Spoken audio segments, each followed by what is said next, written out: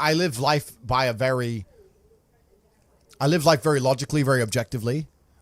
If there's an advantage to only having one female, which I'm sure there are some, I can name them already, then yeah, that's the decision I'll make. If I think there's an advantage to having more than one, then that's the decision I'm going to make. Some people really need a female in their life because they need that kind of stability and direction and motivation. I'm not that guy. I do not need a woman to tell me to go work.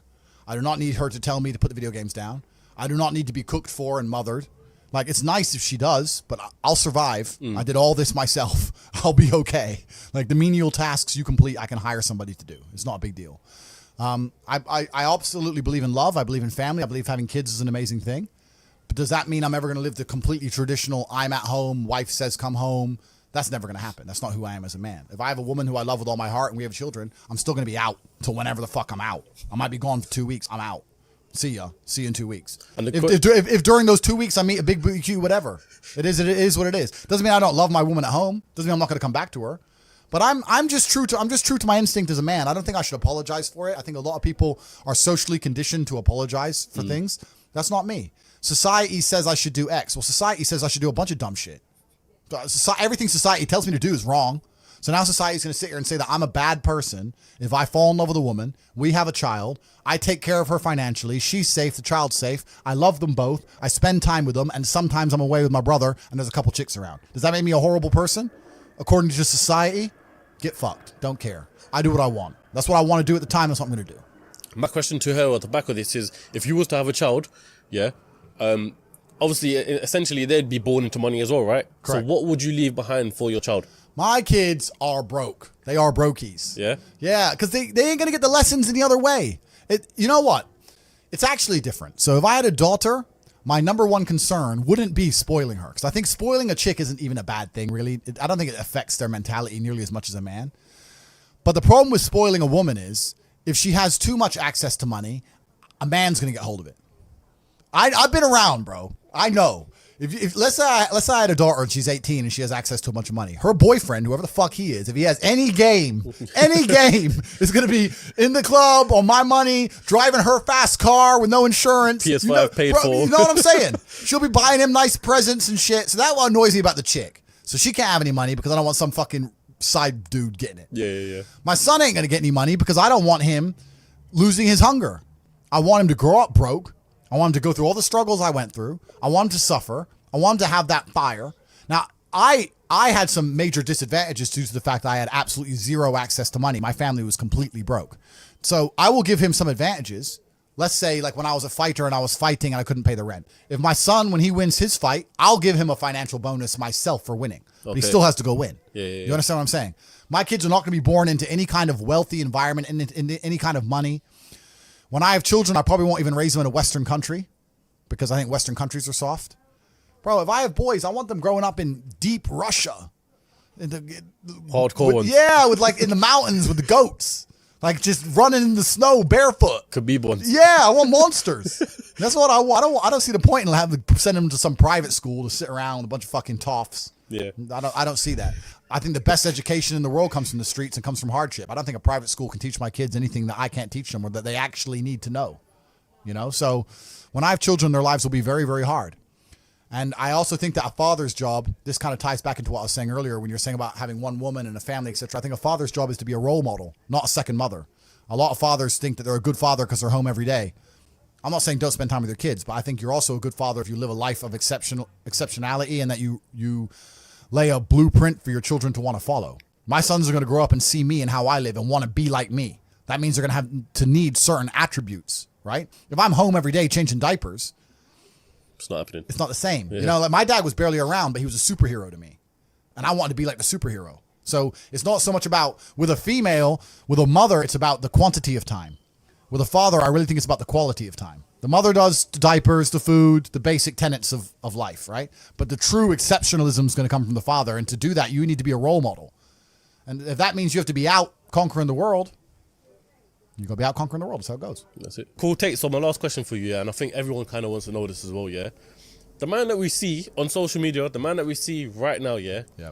Is this all just an act? It's a good question. Is this exaggerated? Who is the real Andrew Tate? No, this is the real me. I have a showbiz version Like, I don't walk around my house with my chick talking about the Matrix is out to enslave us, right? Yeah. She knows it. I've said it a few times. She already knows the story. So when it's just me and her, I don't have to sit her down and say, listen, bitch, you went to school. You're a dumbass. I don't have to do that, right? There's a time and a place. Yeah. But it's all very real. These are the things I say. These are the things I believe. These are the things I talk about in my private networks. I just don't talk about them here to public. I don't talk about them nearly as deep or as advanced. Amongst my private networks, I like to talk about them at a much more intricate level, because to the normies, to the brokies, they're not ready to listen to it. The Matrix, they say in the movie, people who are still dependent on the system will fight to defend the system. There are people who I will sit there and say to them, look, your university degree is a scam. They lied to you. I will show you how to make money. And their reply will be, no, I went to a good university. They are desperate. No, that degree means something. You work in Greg's, G. Doesn't mean, and shut up. They won't accept it, right? So certain people are not ready for the truth. People who are ready for the truth seek it and they find it. And those are the people I talk to inside of the War Room and Hustlers University. I talk to them at a much deeper level. But yeah, this is all very, very real. I have a showbiz version of myself because in the world we live in today, you need to be able to get information across compendiously and precisely. No one has an attention span. So I'm very good at talking quickly and talking quickly without mistakes and getting my points across and using analogies. I'm very good with analogies. This is all, I wouldn't say it's rehearsed, but it's very conscious. Because I have a lot to say, right? I can't sit here and go, money, because no one's going to watch it. Yeah. Right? So people will probably look at me and think it's fake. It's not fake. It's just a matter of me understanding how things need to be done. And as a professional, I do things as a professional. I'm on a podcast, so I'm going to be professional. I'm going to get as much information across as possible. And my mind works quicker than my mouth. I'm lucky. I'm smart. So that's how it goes. Tate, I want to appreciate you very much for your time. Thank you. There's always that fear when you have a podcast like this that, you know, the guests are going to back out last minute. Yeah. So I want to really appreciate the fact that you're here and that you've given plenty of time. And before we end up, can't let you go empty-handed. So I've got a few things.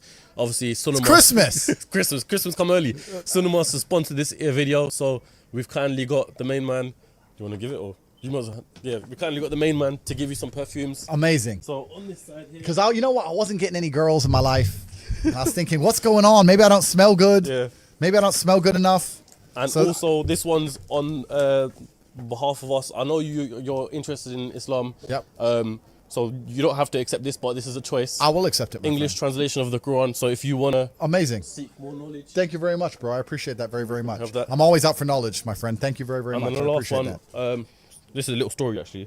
Someone gifted me these cigars and I don't usually smoke cigars, right? Okay. So I was like, yeah, cool. You know, I'll smoke it on a special occasion. So I think it's only right that we probably end this podcast with a cigar. Let's do it, bro. Yeah, you got one? You want one? Yeah, if you have one. Yeah. I'll take it. Thank you. You have a lighter? No, I don't. You got a lighter? My lighter's in the That's car. what we need. My lighter's in the car. Need a lighter if we have one. Let me try this smell. This one's the one, man. This one's a special one. Yeah? Because I'm going to...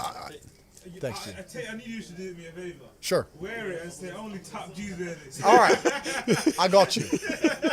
I'll make something happen. I'll get the shear on. I'll put the thing and I'll spray it. No, I got it. All right, me and Tate are going to smoke the cigars now. So I hope you all enjoyed the episode. Listen, we need 20,000 likes and share this to people that you want to share it with, because I reckon this podcast might get taken down soon. So we need everyone to see this podcast.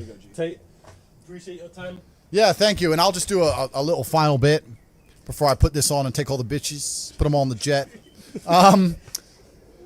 Yeah, like truthfully, I just want to, the last thing I'm going to say, and the reason I do these podcasts is I actually think the world is quite a bleak place. Yeah. For men nowadays. I think that the societal path they've laid out for most men is a sad one. I think that all men like the idea of conquest and like the idea of being high status and being rich, and they're telling you that you shouldn't be those things and you shouldn't do those things. You should just go to school, get a wife, sit at home, happy wife, happy life, and it's depressing and it's unhappy. And I promise everyone that there is a degree of happiness, but as a man, that happiness comes from freedom. And freedom does require money at some level.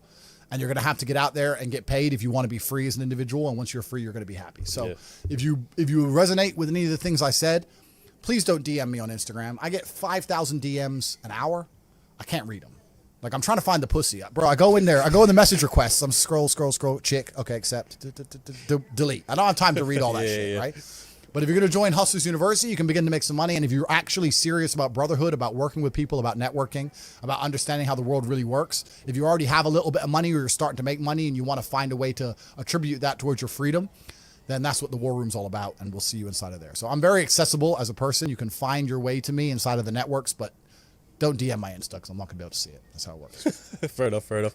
All right, everyone, I hope you all enjoyed the episode. Tate, once again, thank you very, very Thank much. you. Sweet. We need some clapping. Come on, people. Come on, what's that about? Okay.